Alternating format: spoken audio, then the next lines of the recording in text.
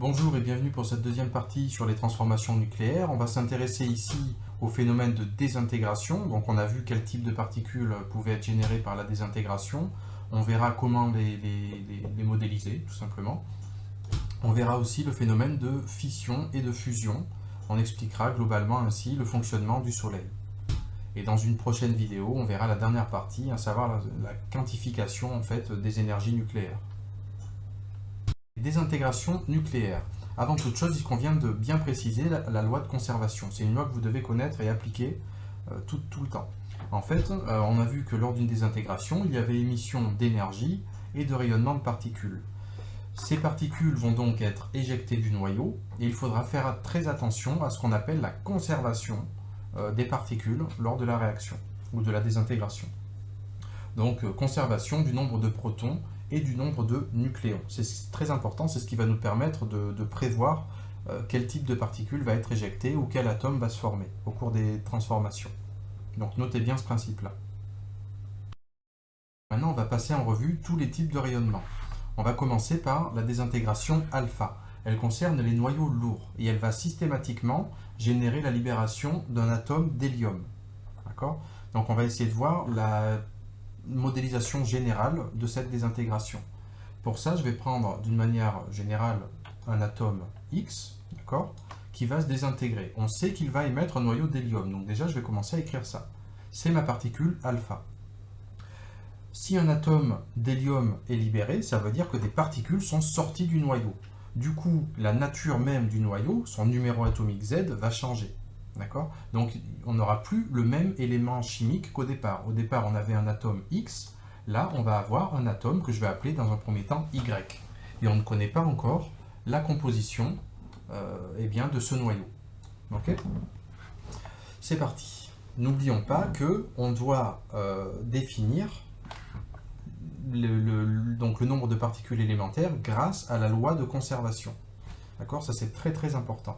L'objectif va être de déterminer le nombre de nucléons ici et le nombre de protons ici. Donc essayez de trouver un moyen, vous allez mettre pause, trouver un moyen de déterminer d'une manière générale le nombre de nucléons et le nombre de protons.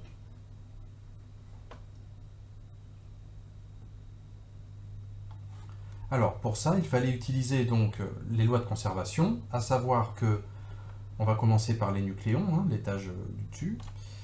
Donc A, le nombre de nucléons du premier atome, doit être égal à 4, ça j'en suis sûr parce que je sais qu'il y a un atome d'hélium qui est émis, plus les points de suspension violets qu'il y a ici. Je ne sais pas encore ce que c'est. Et ensuite, mathématiquement, c'est facile. Je dis que les points de suspension ils vont être égaux du coup à A-4. Donc je vais pouvoir écrire A-4 ici. Et je vais faire de même pour la conservation du nombre de protons. Je sais qu'au cours de la désintégration, Z devra être égal à 2, encore une fois j'en suis sûr puisque c'est un atome d'hélium, plus les points de suspension que j'ai mis en vert ici. Et mathématiquement, les points de suspension devront être égaux à Z moins 2. Et donc ce qui me permet de l'écrire sur mon atome ici.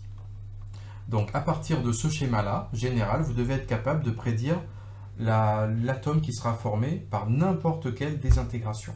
Alors l'exemple le plus courant, c'est l'uranium. Donc on prend l'uranium 238 qui est instable.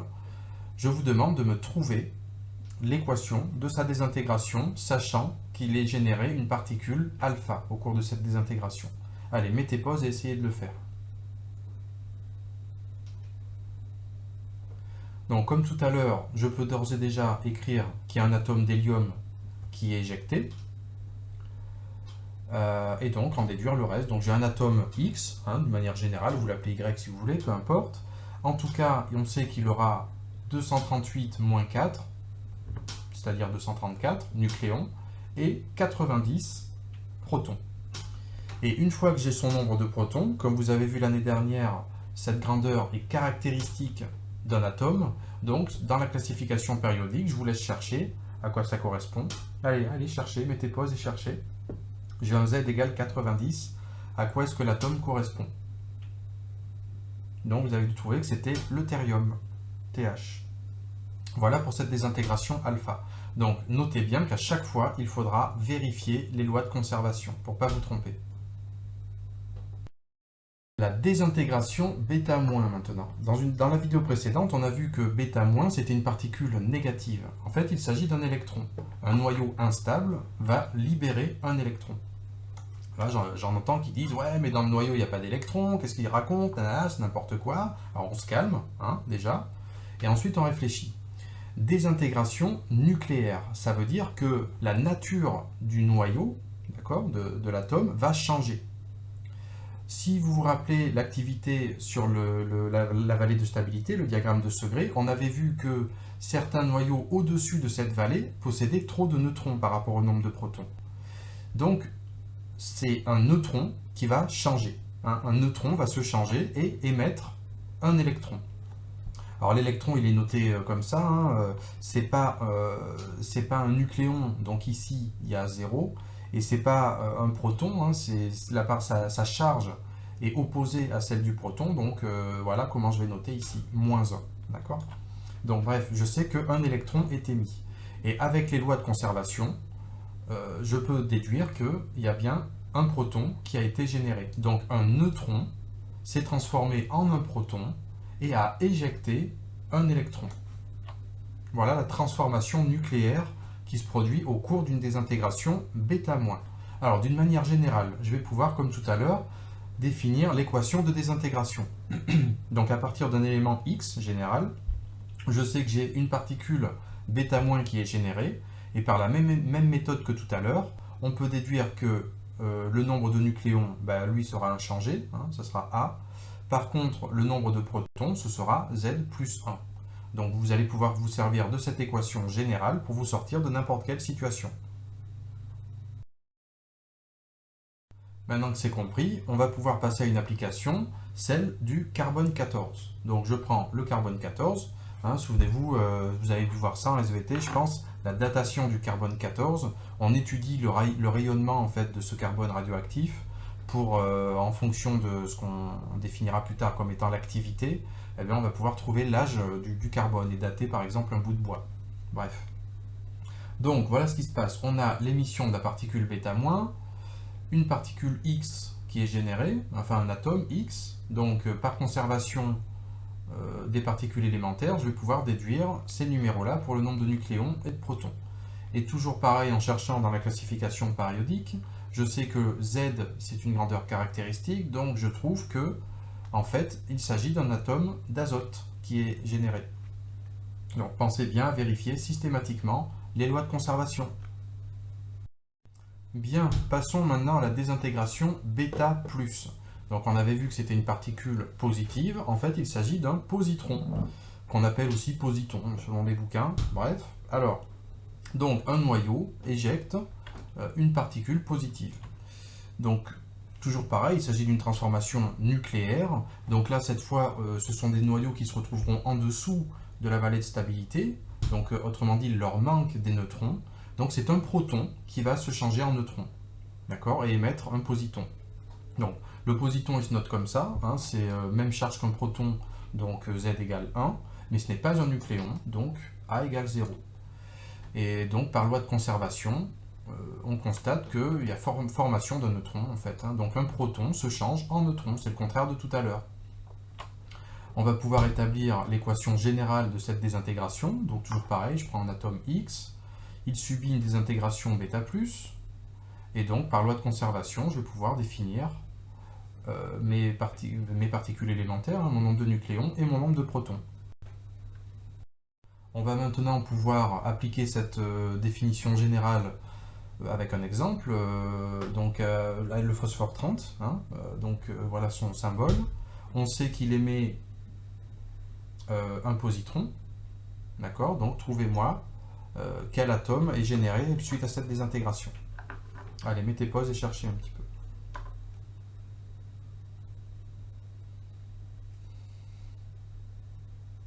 Et oui, il s'agit du silicium. N'oubliez pas à chaque fois de vérifier les lois de conservation pour voir si vous n'avez pas fait de boulettes. Une autre donnée importante, hein, c'est l'activité radioactive.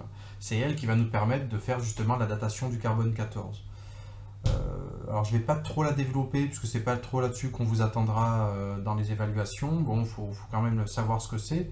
En fait, voilà comment on la calcule, cette activité. C'est tout simplement le nombre de noyaux désintégrés sur une durée, sur la durée de la mesure. Cette activité, elle se mesure en becquerel, hein, c'est son unité, le becquerel. Et donc, en fait, ça correspondrait en fait à une vitesse de désintégration, tout simplement, hein. Donc graphiquement, voilà ce que ça donnerait. Donc l'activité en fonction du temps, on constate que c'est une activité décroissante, exponentielle décroissante. Voilà, cette activité va diminuer très fortement en fonction du temps, lorsque le temps va passer. Voilà. Notez simplement que le becquerel, ça correspond par définition à une désintégration par seconde. Alors, dans cette partie, on va s'intéresser à la fission d'un atome. Donc, j'ai trouvé une très belle animation là sur le site du CEA, le Commissariat d'énergie atomique, qui nous explique un petit peu ce qu'est la fission. Donc, j'ai mis le lien dans la description de la vidéo. Alors, qu'est-ce qu'on a? On a un atome très lourd, donc un gros atome avec plein de protons, plein de neutrons, sur lequel on va bombarder un neutron ici.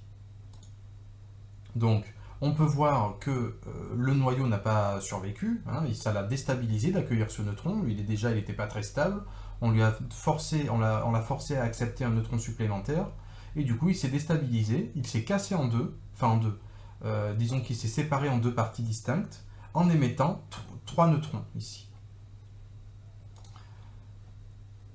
Et donc en émettant également de l'énergie, une très très forte énergie. D'accord ? Et ensuite, il ne faut pas oublier que chaque neutron généré va pouvoir à son tour réagir avec un autre noyau et faire ce qu'on appelle une réaction en chaîne. Et à chaque fois qu'il y aura fission, il y aura libération d'énergie.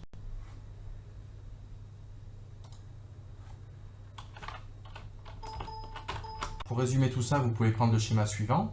Donc déjà retenir que c'est une transformation qu'il y a lorsqu'on a des gros noyaux et qu'on bombarde un neutron dessus. D'accord ? Et ensuite, donc, il y a deux produits de la fission et 3 neutrons qui sont éjectés et surtout une grosse quantité d'énergie. Et vous notez également qu'il y a une possibilité de réaction en chaîne.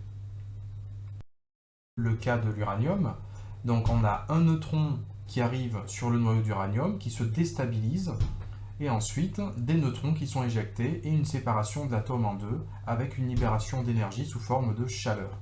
Donc regardez bien les données des petites images, on a un neutron qui arrive, on a un nombre de nucléons égal à 235, puis à 236, et ensuite on a séparation avec 3 neutrons qui sont éjectés.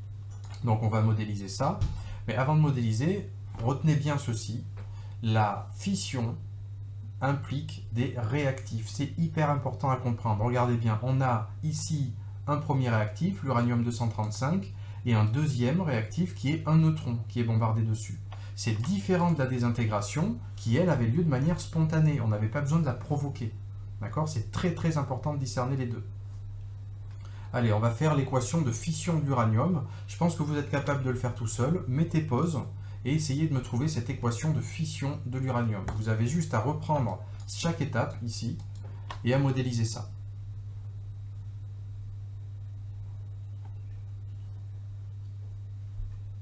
Alors, comme je le disais tout à l'heure, il s'agit d'une réaction, d'accord, avec des réactifs. Donc déjà, je vais pouvoir écrire mes deux réactifs. D'abord mon uranium, 235, puis le neutron qui va être ensuite absorbé. Donc, voilà ce que ça donne, l'uranium 236, puis va se désintégrer. Alors, on ne s'embête pas pour les noyaux éjectés, on verra ça dans les exercices. On sait qu'il y a un atome X et un atome Y, puis on sait qu'il y a 3 neutrons à chaque fois. Voilà comment modéliser. L'énergie produite par la fission peut être utilisée par l'homme de manière plus ou moins glorieuse. Je pense notamment aux bombes atomiques, qui sont en fait des réactions de fission qui ne sont pas contrôlées. On laisse la réaction en chaîne se faire et ça génère une quantité colossale d'énergie. En fait, pour vous expliquer rapidement le principe, on a une coupe du missile. On a une première partie ici qui va être actionnée par un détonateur, qui va propulser cette microcharge vers la réserve d'uranium, et donc déstabiliser cette réserve et provoquer une explosion immense, quoi.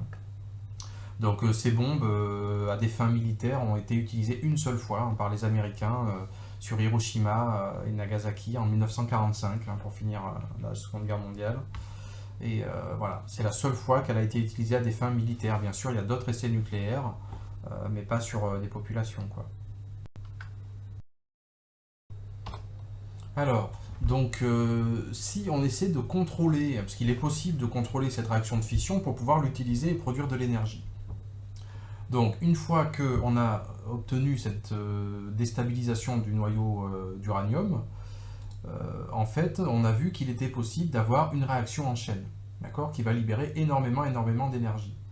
Et en fait, pour contrôler ça, on peut mettre, par exemple, dans les centrales nucléaires, ce qu'on appelle des barres de contrôle qui vont venir consommer, bloquer, si vous voulez, les neutrons excédentaires qui vont être formés, et donc éviter qu'il y ait une réaction en chaîne trop importante.